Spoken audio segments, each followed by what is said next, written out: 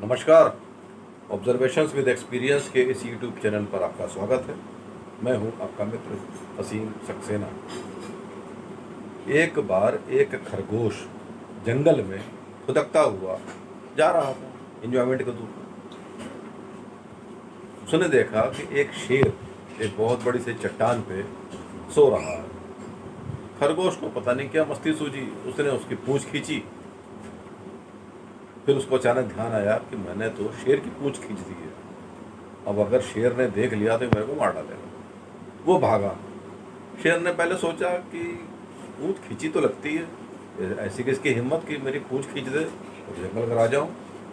फिर उसने पलट के देखा कि क्या वेरीफाई करें, तो उसने देखा कि झाड़ियों में कोई भागता हुआ नजर आ रहा है। उसने पलट के देखा, अरे ये तो नालायक कोई खरगोश है जिसने मेरे पेरेंट्स को बड़ा परेशान किया है, आज मैं इसको नहीं छोड़ूंगा। वो उसके पीछे दौड़ा। भागते भागते खरगोश को समझ में आ गया कि अगर मैं इससे नहीं बच पाया छुपने में तो ये मेरे को मार डालेगा। तो वहीं पे हाथी की पोटी पड़ी थी, वो उसने जंप मारा और हाथी की पोटी में घुस गया। शेर सूंघता सांगता बगल से निकल गया। बगल में हाथी लोग भी थे, वो भी लड़ने को तैयार हो गए। तो दो पहलवान, दो मजबूत लोग कभी आपस में लड़ते नहीं हैं, वो समझौता कर लेते हैं, अगल बगल से निकल जाते हैं। और शेर भी चला गया, हाथी भी शांत हो गया। खरगोश बाहर निकल के आया, उसका रंग रूप सब बदल गया, सब कलरिंग हो गई थी। ये एक छोटी सी कहानी है।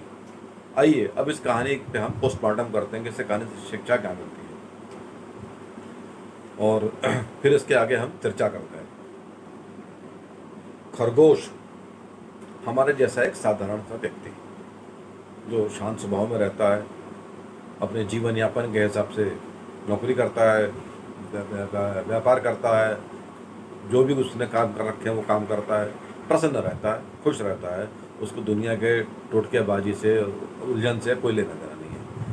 वो मस्ती में अगर किसी के साथ कुछ छेड़छाड़ कर दे, अब समाज में हमारे साथ बड़े सारे मित्र होते हैं, सोशल मीडिया पे बड़े सारे मित्र होते हैं, ग्रुप्स में बड़े सारे मित्र होते हैं।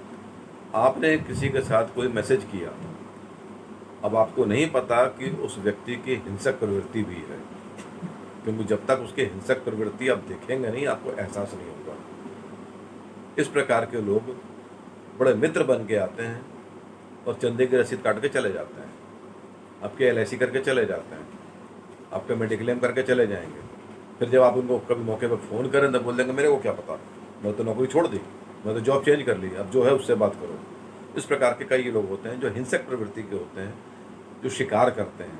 शिकार खाली मांस का नहीं होता है, शिकार धन का भी होता है, जो आपके इमोशनल बिहेवियर का लाभ उठाते हैं, आपके इस बात का फ़ायदा उठाते हैं कि आप उनका सम्मान करते हैं, और उस लाभ का फ़ायदा उठा के वो चुपचाप निकल जाते हैं। जब तक आपको पता चलता है तब तक तो हो गया काम, प्रोग्राम करके साहब निकल गए। ये इस प्रकार के जो हिंसक प्रवृत्ति वाले लोग होते हैं हर जगह मिलते हैं, उनसे डिस्टेंस बना कर रखना चाहिए। भाई साहब बहुत बहुत धन्यवाद आपका, आप जैसे हैं बहुत अच्छे हैं, हमको हमारे हाल पे छोड़ दीजिए। ये एक रास्ता है ऐसे लोगों से बचने का जो हमारा नुकसान कर जाते हैं, हमारे भलाई का लाभ उठा के चले जाते हैं। हम उनके बारे में अगर बुरा सोचते तो हम तो चंदा क्यों देते, हम उनकी बातों में क्यों आते। हम आए सिर्फ इसलिए हैं कि हम शरीफ हैं, हम साधारण हैं, हम कुटिल नहीं हैं। लेकिन जो कुटिल भावनाओं वाले हैं वो हिंसक प्रवृत्ति के होते हैं, वो शेर का प्रतिरूप है। अब कहानी आगे बढ़ी। अब अगर ऐसे किसी हिंसक प्रवृत्ति के व्यक्ति से झगड़ा हो जाए तो आपको बचने के लिए उससे जो मजबूत व्यक्ति है उसके पीछे छुपना पड़ता है। पीछे का संदर्भ वही है जो अभी चर्चा में खरगोश के लिए आया, आपको वहाँ छुपना पड़ता है, अर्थात उसकी वो हर सारी गंदगी को बर्दाश्त करना पड़ता है जब तक आप पूरी तरीके से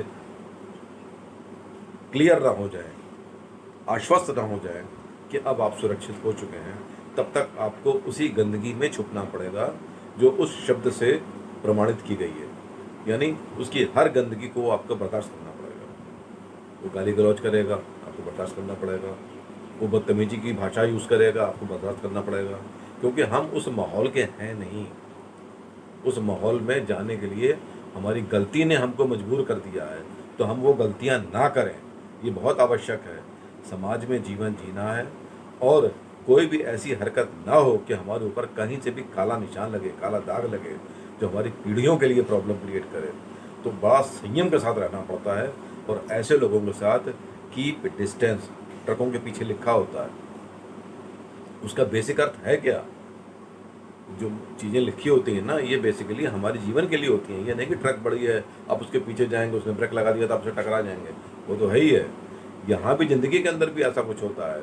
हिंसक प्रवृत्ति के लोगों से बचना है, शैतान प्रवृत्ति के लोगों से बचना है, जो लोलुप लालसाब और इस तरह के लोग हैं जो आपको बेवकूफ़ बनाते हैं, आपकी इमोशंस के साथ खेलते हैं और लूट के निकल जाते हैं, उनसे भी बचना है। बड़े सारे SMS आते हैं, बड़े सारे फ़ोन आते हैं, बड़े सारे भले बनने वाले फ़ोन आते हैं। एक बार मेरे को फ़ोन आया किसी दिन संडे को कि हम बैंक से बोल रहे हैं, मैनेजर बोल रहे हैं आपका बैंक अकाउंट जो है वो ब्लॉक हो गया है, तो मैं आपको लिंक भेज रहा हूँ, तो आप इसको लिंक करके बता दीजिए। मैंने पूछा जी कौन से बैंक से बोल रहे हो? बोला SBI। मेरा SBI में तो कोई बैंक नहीं है। समझ में आ गया। मैंने लेकिन संडे के दिन मैनेजर बैंक में क्या करता है? संडे के दिन तो बैंक बंद होते हैं। बोला करना पड़ता है। जब बातचीत से क्लियर हो गया तो वो अश्लील शब्दों का प्रयोग करके फ़ोन काट के चला गया। इस प्रकार के लोग भी होते हैं। अब आखिरकार वो अपना प्रसाद दे गया, अगर वो प्रसाद ना होता मैं उसके चक्कर में फंस जाता तो कुछ ज़्यादा दे के जाता। तो इतना ही गनीमत है कि इतने से निपटारा हो गया। तो हमको ऐसे सभी लोगों से बचना है। बचने के लिए फिर ध्यान रखने की ज़रूरत है कि हम लूट ना जाए। यहाँ तक देखने के लिए बहुत बहुत शुक्रिया। अगर सब्सक्राइब नहीं किया तो प्लीज़ सब्सक्राइब करें, शेयर करें, कमेंट करें। आपके कमेंट बहुत अच्छे लगते हैं। आपका दिन शुभ हो। नमस्कार।